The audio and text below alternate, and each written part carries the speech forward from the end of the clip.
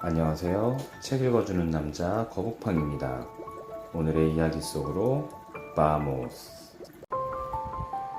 어린 왕자 챕터 15. 여섯 번째 별은 먼저 별보다 10배나 더 큰 별이었다. 그 별에는 엄청나게 큰 책을 쓰고 있는 노신사가 살고 있었다. 오! 탐험가가 한 명 왔군. 어린 왕자를 발견한 그가 외쳤다. 어린 왕자는 테이블 위에 앉아서 숨을 돌렸다. 이렇게 긴 여행은 처음이었다. 어디서 오는 거지? 노신사가 어린 왕자에게 물었다. 이 두꺼운 책은 뭐예요? 여기서 뭘 하고 계세요? 어린 왕자가 말했다. 난 지리학자야. 노신사가 말했다. 지리학자가 뭐예요? 바다, 강, 도시, 산과 사막이 어디에 있는지 아는 사람이란다. 그거 참 재미있는걸요? 드디어 직업다운 직업을 가진 분을 만났어요. 말을 마친 어린 왕자는 지리학자의 별을 둘러보았다. 이렇게 웅장한 별을 본 것은 처음이었다. 할아버지의 별은 정말 아름다워요. 혹시 넓은 바다가 있나요? 그건 알 수 없단다. 지리학자가 말했다.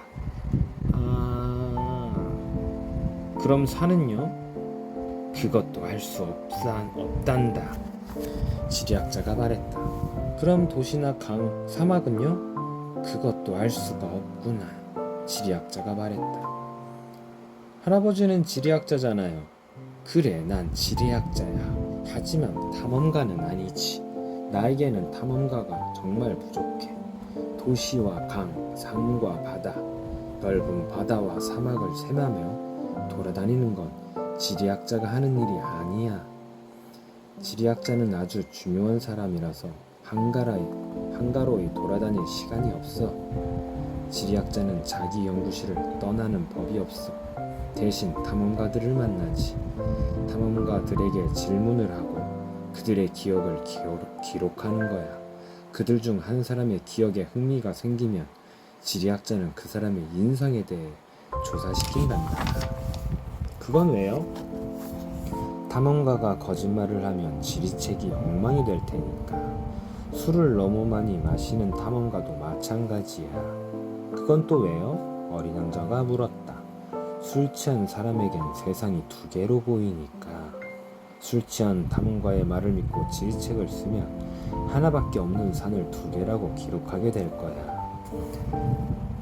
제가 아는 사람 중에 엉터리 탐험가가 될 만한 사람이 한 명 있어요. 어린 왕자가 말했다. 그럴 수도 있지. 그래서 탐험가의 인성이 훌륭해 보이면 그 사람이 발견한 걸 조사하도록 시킨단다. 직접 보러 가시나요? 아니, 그러면 일이 너무 복잡해져.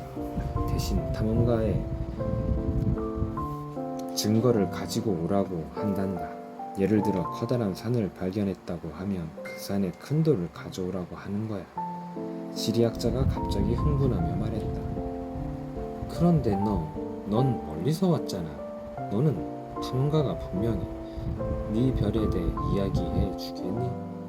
지리학자는 노트를 펼치고 연필을 깎았다. 그는 탐험가들의 이야기는 우선 연필로 적었다. 그런 뒤 탐험가가 증거를 가져오면 그때 다시 잉크로 적었다. 자, 시작해볼까? 지리학자가 말했다. 제가 살던 별은 그다지 흥미롭지 않아요. 제 별은 아주 작아요. 그리고 화산이 3개 있어요.